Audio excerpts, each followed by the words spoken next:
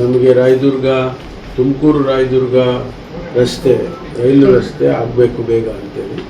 ಅದಕ್ಕೆ ಈಗ ನಾನು ಬಂದಿದ್ದೇನೆ. ಒಂದು ಪಾವಗಡದ ರೈಲ್ವೆ ಸ್ಟೇಷನನ್ನು ನೋಡಿ ಅಲ್ಲಿನ ಅಧಿಕಾರಿಗಳನ್ನು ಕೂಡ ಬರ ಕೇಳಿದ್ವಿ.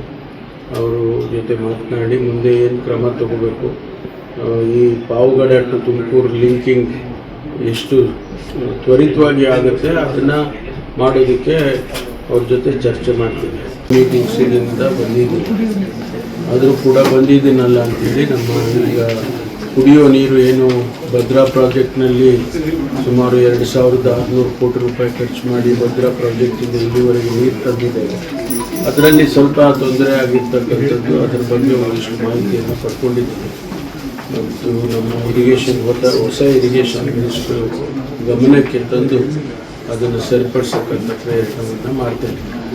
ಬೇರೆ ದಿವಸ ನಾನು ಬಂದು ಈ ಭಾಗದ ಶಾಸಕರ ಜೊತೆಯಲ್ಲಿ ಕುಳಿತು ರಿವ್ಯೂ ಮಾಡಿ ಈ ತಾಲೂಕಿನಲ್ಲಿ ಈ ಕ್ಷೇತ್ರದಲ್ಲಿ ಏನೆಲ್ಲ ಸಮಸ್ಯೆಗಳಿದ್ದಾವೆ ಅದನ್ನೆಲ್ಲ ಪರಿಶೀಲನೆ ಮಾಡಿ ಅದಕ್ಕೆ ಸೂಕ್ತವಾದಂಥ ಕ್ರಮ ತಗೊಳ್ಳೋದಕ್ಕೆ ಪ್ರಯತ್ನ ಮಾಡ್ತೇನೆ. ನಮ್ಮ ಕಾರ್ಯಕ್ರಮಗಳನ್ನು ನೀವು ನೋಡ್ತಾ ಇದ್ರೆ ನಮ್ಮ ಚಾನೆಲ್ ಅನ್ನ ಸಬ್ಸ್ಕ್ರೈಬ್ ಮಾಡಿ, ಪಕ್ಕದ ಬೆಲ್ ಐಕಾನ್ ಒತ್ತಿ ನಮ್ಮನ್ನ ಬೆಂಬಲಿಸಿ.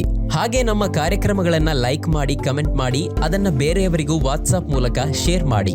ನೀವು ಹೀಗೆ ಮಾಡಿದಾಗ ನಮ್ಮ ಚಾನೆಲ್ ಇನ್ನಷ್ಟು ಮತ್ತಷ್ಟು ಜನರಿಗೆ ತಲುಪಲು ನೀವು ನಮ್ಮೊಂದಿಗೆ ಸಹಕರಿಸಿದ ಹಾಗಾಗುತ್ತೆ. ಇದು ನೀವು ಯಾವುದೇ ಖರ್ಚಿಲ್ಲದೆ ಕೆಲವೇ ಸೆಕೆಂಡುಗಳಲ್ಲಿ ನೀಡಬಹುದಾದ ಸಹಕಾರ. ಧನ್ಯವಾದಗಳು.